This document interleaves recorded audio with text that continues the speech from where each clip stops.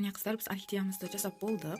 Енді бұл жерде біз ең бірінші түсініп алатын нәрсе, барлық сабақтарды біріктіргеннен кейін өзіміз қалаған форманы бере аламыз. Себебі мына проволокалардың барлығы майысады.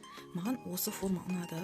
Мына ең үлкен сабақ бізде 2-3 штук. Сол 2-3 штукты біз бірінші, екінші, қалғандары 3 штугымыз бізде 3 гүлден тұратын кішкентай сабақтары. Оны төмен жағына түсірдім. Сонда біздің орхидеямыз өте визуально қалың көрінеді, гүлдері өте көп болып көрінеді. Міне жапырақтары да дәл солай. Өте әдемі шықты жапырақтарды. Міне жапырақтарын бұдан да көбейтіп жасаңыздар да болады.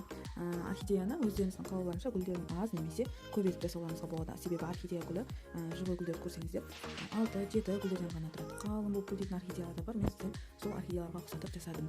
Бұл жерде біздің светильник гүлімізді қазір жағып көреміз.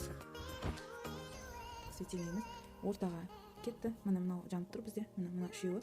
Бұлар бізде светильник. Қазір әлі де реттейміз. Гүлдерді өзімізге керекті бағыттап, барлығын бұрып, майыстырып, мына светильниктеріміз міне жасап. Міне жанып тұр. Өте қараңғыда өте жақсы көрінеді. Қазір күндіз жарығы онша көрінбей тұр. Міне қыздар, өте әдемі светильник бізде. Жарығы өте әдемі болады. Кейінірек тағы түнгі жарығын тағы да түсіріп жіберемін. Осымен біздің сабағымыз аяқталды. Келесі мастер-класста кездескенше қыздар.